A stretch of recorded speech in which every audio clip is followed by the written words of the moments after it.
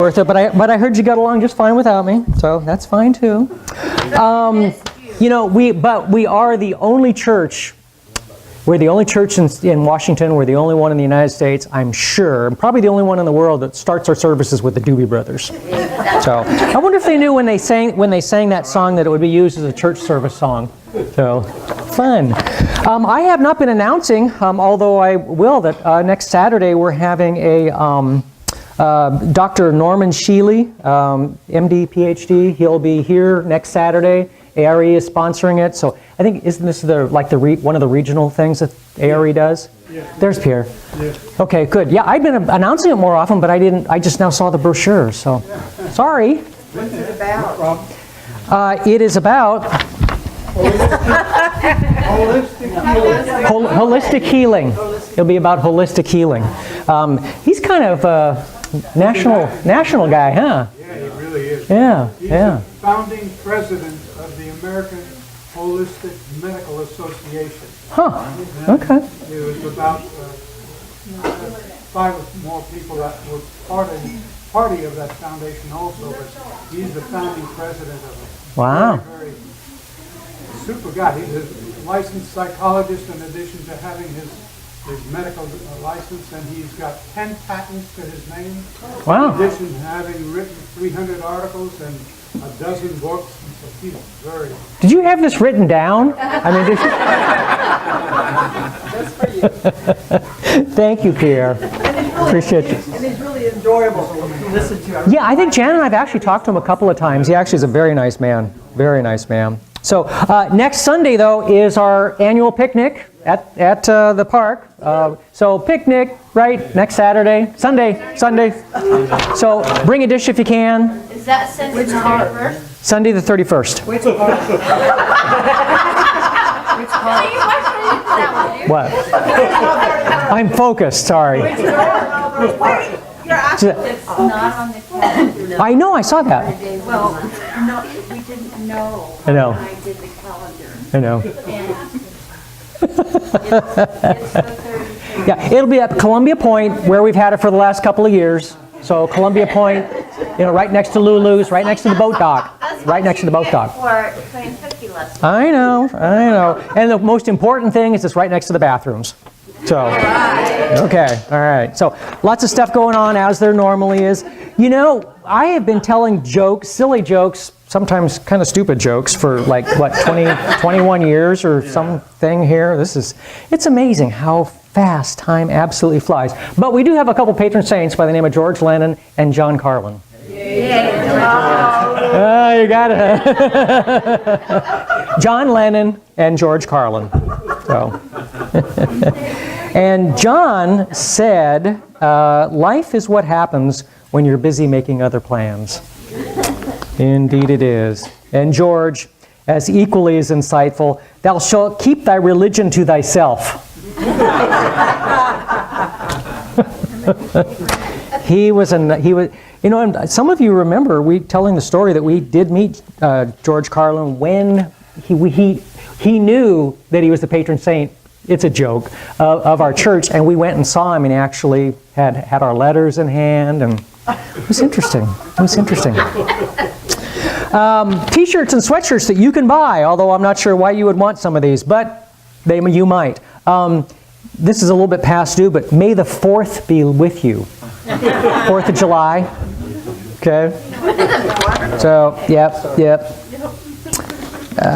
Let's see. I know I had. Oh, I'm the oldest. I make the rules. I'm in the middle. I'm the reason we had rules. And I'm the youngest. The rules don't apply to me. All right. Okay. What was... Oh, yeah. I usually get in trouble when I do these ones, but that's okay. I'm used to being in trouble. My wife walked into the den and asked, "What's on TV?" I replied, "Dust." And then the fight started. My wife was hinting about what she wanted for an upcoming anniversary. She said, "I want something shiny that goes from 0 to 200 in 3 seconds." I bought her a scale. And then the fight started. Yep. I know. I know. I know. Not at all. Not at all. Kids talking about their grandparents. Everybody should try to have a grandmother, especially if you don't have television, because they are the only grown-ups who like to spend time with us. They know that we should have snack time before bedtime, and they say prayers with us every night and kiss us, even if we've actually been bad. So, anything else I should know about that I forgot? So, okay, all right. All right. Oh yeah, this will definitely get me in trouble. I've actually done this one before. I originally did it in 2007, but most of you weren't here then, so I'll do it again. Actually, I've done it, I'm sure, a couple of times, because I save these silly jokes, especially the good ones. So, a couple was dressed and ready to go out for the evening. They turned on the nightlight, turned on the phone answering machine, covered their pet parakeet, and put the cat out in the backyard. They phoned the local cab company and requested a taxi. The taxi arrived. The couple opened the door to leave the house. The cat they had put out in the backyard ran back into the house. They didn't want to have the cat shut in the house because it always tried to eat the bird. Good idea. To keep the cat out, not to eat the bird. So, the wife got into the taxi while the husband went back into the inn to get the cat. The cat ran upstairs with the man in hot pursuit. Waiting in the cab, the wife didn't want the driver to know the house would be empty that night. She explained to the taxi driver that her husband would be out soon. He's just going upstairs to say goodbye to his mother. A few minutes later, the husband got into the cab. "Sorry I took so long," he said, as they drove away. "Stupid witch was hiding under the bed. I had to poke her with a coat hanger to get her to come out. She tried to take off, so I grabbed her by the neck. Then I had to wrap her in a blanket to keep her from scratching me, but it worked. I hauled her downstairs and threw her out in the backyard. She better not on the roses." The cab driver hit the parking brake and jumped out of the car. So, boy, enough of that. What is defeat? Nothing but education. Nothing but the first step to something better. And success is not how high did you reach, but how did you bounce when you hit the ground. George Patton. So. All right, things that make you go, as old Arsenio Hall would say. He actually is old now, isn't he? Probably younger than me, but still old. So. Only mediocrity can be turned to be always at its best. And I didn't say that right at all. No wonder it didn't make sense. Only mediocrity can be trusted to be always at its best. Makes better sense? Yeah, good. A diplomat is a man who always remembers a woman's birthday, but never remembers her age. Smart man, too. Yep. Just wonderful, useless information, but it's still interesting. The first toilet ever shown on television appeared in 1957 in an episode of Leave It to Beaver. How's that for good information? Archie Bunker, the first flush. And the first couple in bed. Flintstones. Yep. Flintstones. Yep. I knew somebody would know that one. All right. Hey, let's do something worthwhile. Let's sing a song. You know, I haven't done this. I keep records in the back so I can remember which songs I've actually done and when, because it's like, I go through my song list, I go, hey, I haven't done this one in a long time, and I look at my list, and I did it last week.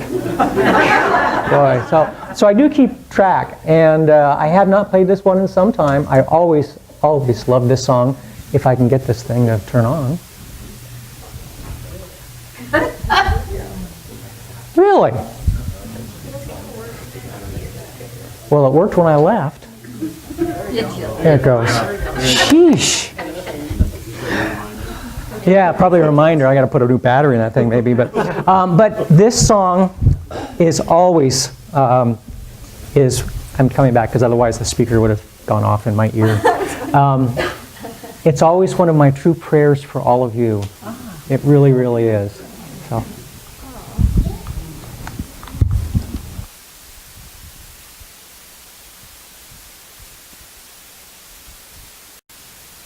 God, I love it, don't you?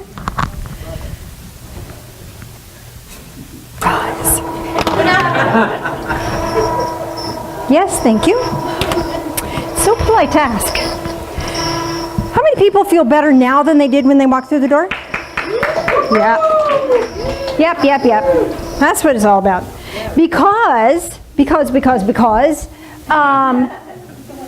Bill's inappropriate joke. Phil's inappropriate jokes, yes.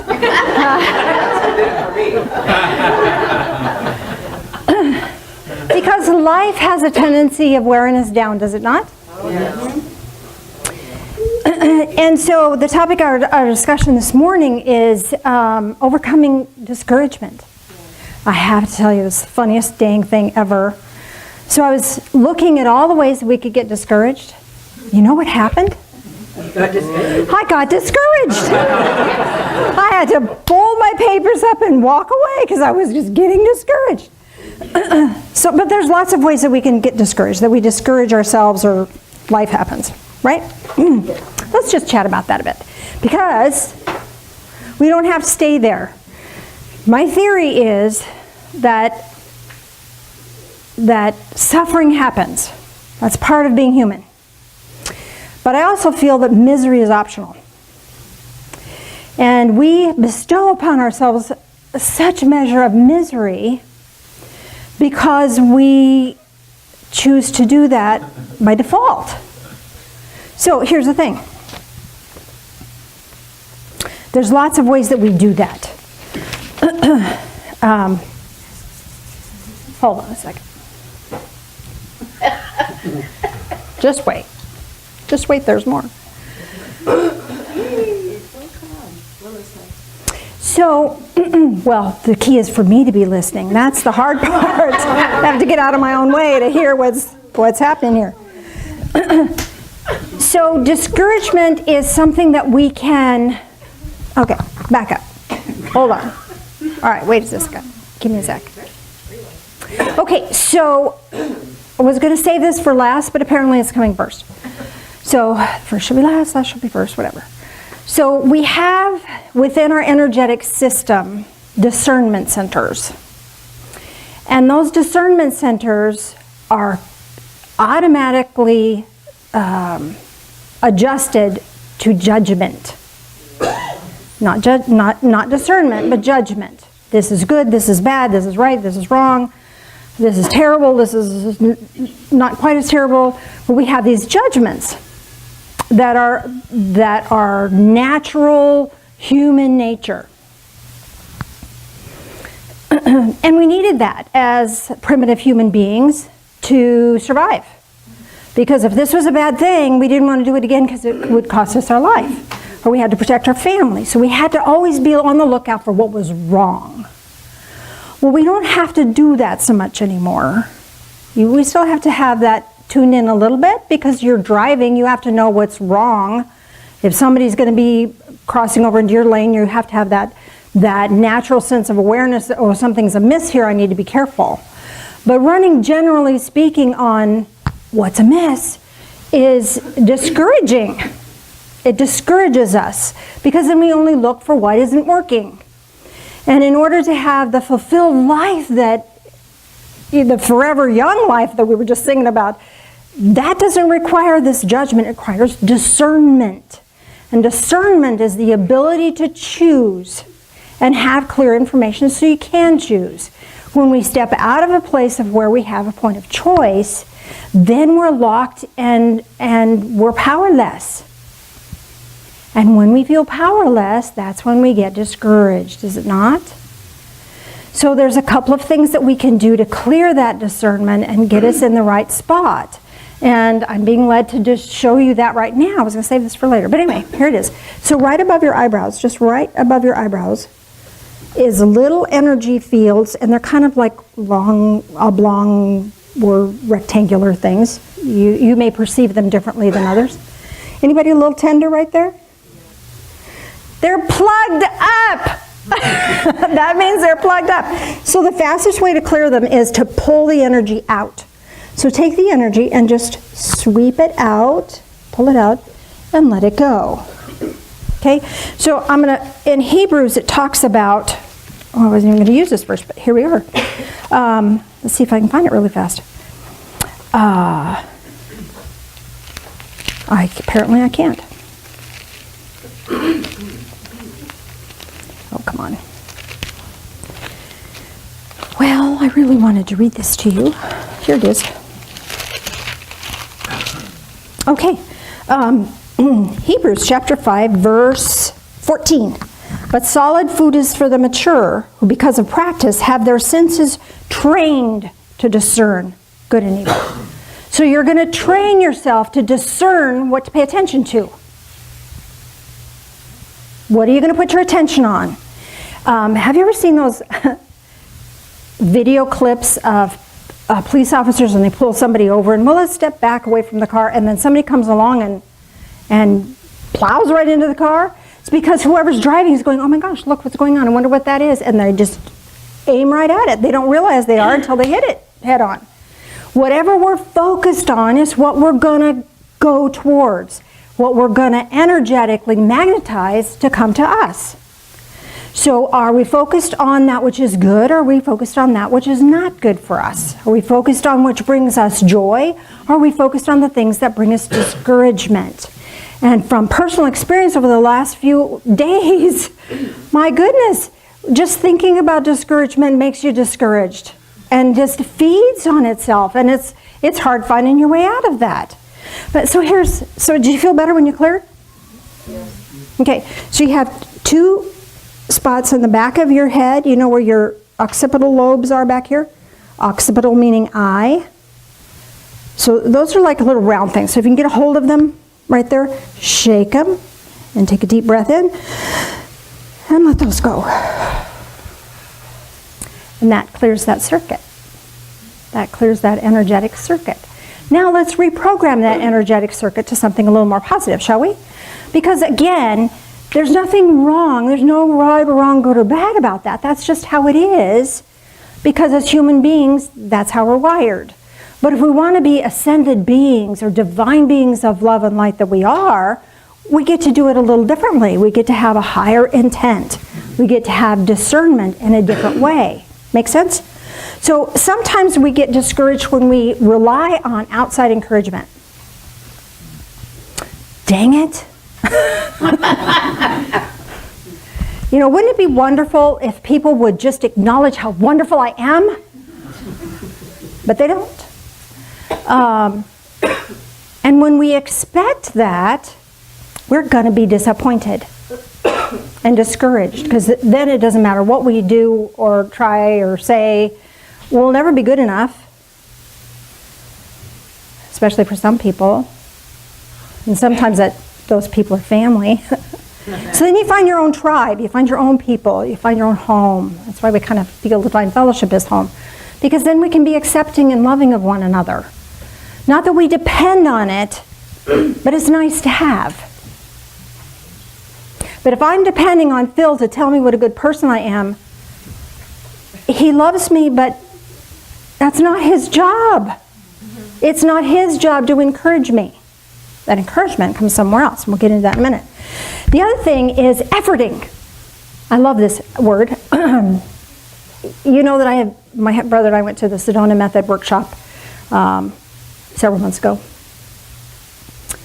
And the guy that presents those, the head of that Sedona Method Foundation, whatever, his name is Hale Dwoskin, and he calls it efforting.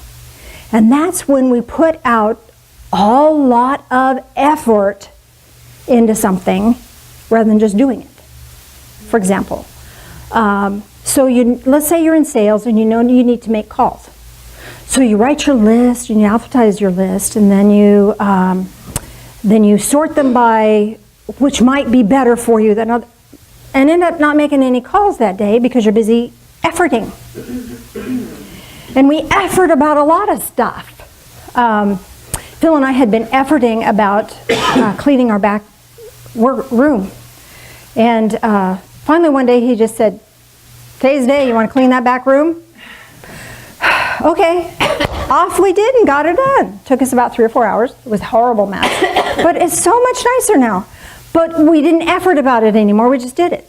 Either do it or don't do it.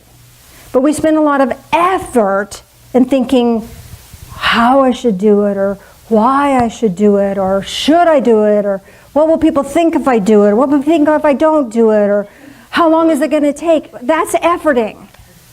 And when we put efforting onto something, then it makes it miserable, makes it not fun. Either do it or don't do it. There's just, it takes energy to hold that efforting energy. And it takes more energy to effort about something than it is to go do it. Right? Do we ever do that? Sure we do that. And then we get discouraged because it's not done, or we didn't make the deadline, or we didn't make the goal we set for ourselves. Okay, so that leads us to the next one, and that's goals or results. Sometimes we get discouraged because we don't get the results we're expecting. But there's the catch. You know, as spiritual beings, walking around in our physical form, it's important for us to have goals. At the same time, it's really important for us to let go of the result. So whatever effort we do apply to something, the result is none of our business. Let me say that differently. If I expect A plus B is always going to be C, then I short circuit divine intervention. It could be C, D, E, F, G, H, I, J, K, L, M, N, P. But I've limited it to C because that's what I'm expecting. That's what I want. So I demand it to be this way and this way only. And we shorten, we put God in a box, and it doesn't work too well, does it? Let me see if I can say that differently, because I think this is really, really important. When we expect a certain result based on the efforts that we do, we often put so much emphasis on what it's supposed to look like that we forget about the journey itself. And we forget about the blessings along the way. And we forget about this divine intervention that could make it better than we had even imagined. So we limit ourselves by sticking to, it's got to look a certain way. So these expectations can really hang us up and can generate disappointment. Because when has it ever worked out the way you wanted it to? Really? Has it ever? Not really, no. But we still expect. We still hang on to that. It should look like that because this is what I think. So also, what happens when things don't turn out the way we like them to? Then we lose hope. Well, it'll never be the way I want it to be.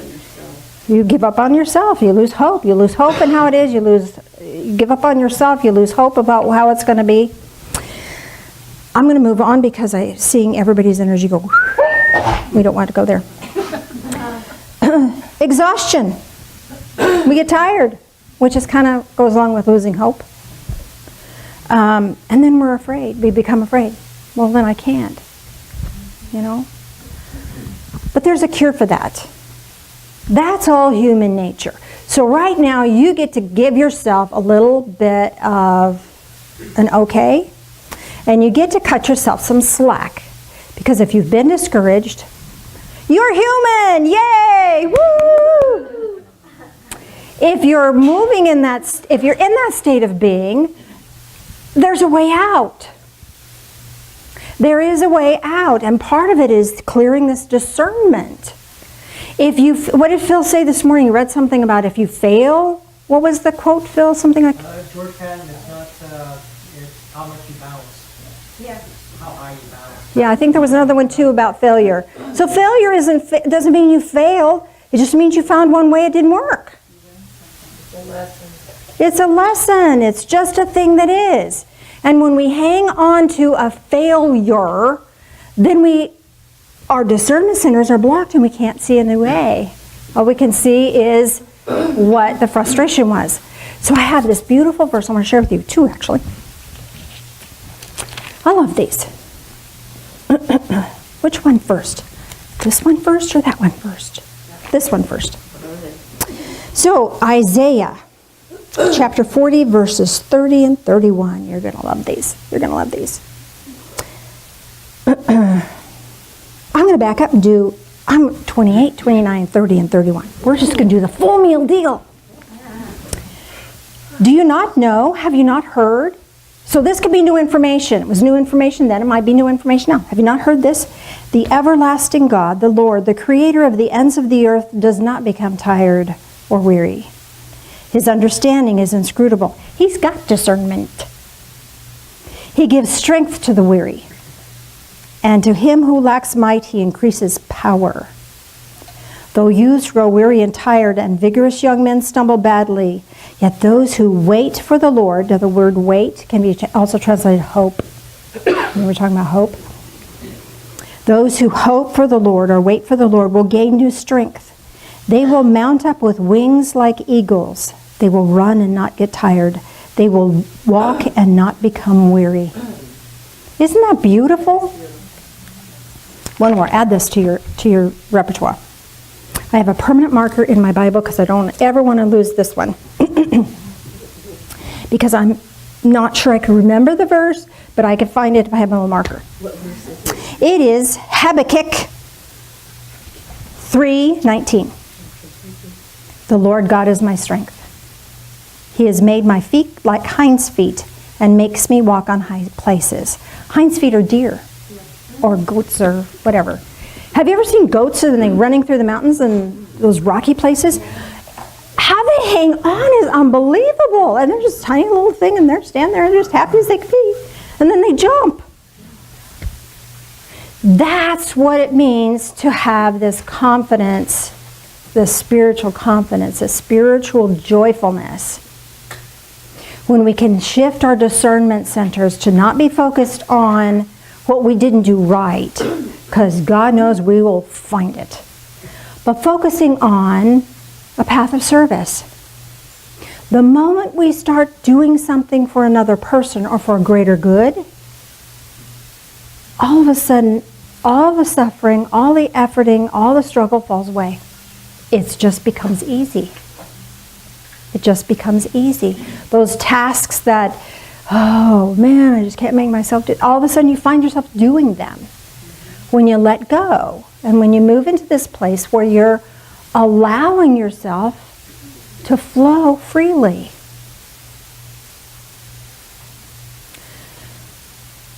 So it's not saying that you should go jump on rocks and be effortless in that. It's saying God does that for you. You don't have to do that. That's not your job. Your job is to suit up, show up, and do your best. She did what she could. And everything else kind of falls into place from there. And I think sometimes it's a little harder to shift our thinking than it is to actually do the thing. It's harder to go from, oh man, I just can't, I'm discouraged, I'm not good enough, to it's hard to take that mindset and go, I just need to suit up, show up, and do my best. And when I'm in that state of mind, everything is effortless, everything is easy. That doesn't mean I don't have to put some energy into it, but the effort or the struggle comes when we're at odds with ourselves, or when we have this push-pull of, well, is it going to look the way I want it to, or how's it going to turn out, or then we get ourselves all spun up. It takes energy to be spun up, and you can use that energy elsewhere in doing the task at hand, doing the next right thing. I'm sure when the goats and deer on the mountaintops, they don't go, let's see, now if you jump here and there, then I could get over to there, and there's that clump of glass way over there. No, they just go to the next thing. And then they go to the next thing. So doing the next right thing. When we're doing the next right thing, it'll appear. When we're in the proper state of mind, the next right thing shows up for us. And so does the help. So does the guidance. And so does the strength. So part of what causes us to get discouraged is we're doing it on our own. And we don't have to. We have our part. God's got God's part. Stop doing God's part. That's what takes so much effort, and that's what takes the energy. For us to do our part is just do the next right thing. And then oceans of energy, well springs of energy, back stores of energy open up. Now we have more energy to do what we came here to do. That makes sense? And even if it's the little things that are just the mundane tasks of vacuuming the house or making a meal or mowing the lawn, well, those things are things that are necessary to do and require energy. And when we struggle against them, I don't want to. It's there's all that energy. So if we can shift our mindset into this ascended thinking, this ascended thinking is about connection to divine source that adds to your strength and will guide you in how to do it even better, more effectively. How many people have done something in this mindset and it took half as long as you were expecting? Because you just get in the groove and it gets done. But we forget. We forget because our discernment centers are all locked and loaded on something else. So if your discernment centers are locked and loaded on being enough in this moment to do the next right thing, that's all that's being asked of you. That's all that's being asked of you. And do that. Do that with great joy. And this unlocks these well springs of energy and allows a deeper connection with you and other human beings. And when we get together, one of the verses that I studied as I was preparing for this talks about how when we share a common purpose with one another. Let me see if I can find my note here. I wasn't going to share this, but unless, of course, I am.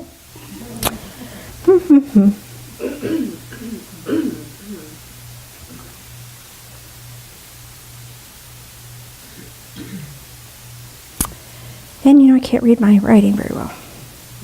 Oh, can I share one other thing for you? Just a little tidbit of factoid. That's nothing to do with anything other than I think it's just the really coolest thing ever. In Acts 4:36, we're talking about Barnabas. Barnabas was this guy's nickname. Barnabas means son of encouragement. What a great nickname. Wouldn't you love somebody to give you, hey, son of encouragement? That would be a wonderful nickname to have, wouldn't it? Knowing that that's what you were known for, is being the one who was an encourager. And we can encourage one another into doing good works. Make sense? How's that how your discernment centers feel now? Has the pain eased up for those that were tender up there? Bizarre, isn't it? And you can do that again if you need to. Nothing wrong with that. And clear the back ones. Now tap the back ones just a little bit and tap the ones up here. And that connects that circuit, activates that circuit. Now here's what's happening now. With that open and active, now you will perceive your world differently. If up to this moment you have only perceived how people didn't like you, now you can shift. Because we're training your discernment center to look at it differently. Because it doesn't matter what other people think of you, whether they're encouraging to you or not. Because you have encouragement from a divine source. Romans 15:5. Okay, one more. I'm sorry, I just get so spun up about this stuff. Now, May the God who gives perseverance and encouragement grant you to be of the same mind with one another according to Christ Jesus. So there's a whole lot said in there, and I read it really fast. But God gives the encouragement.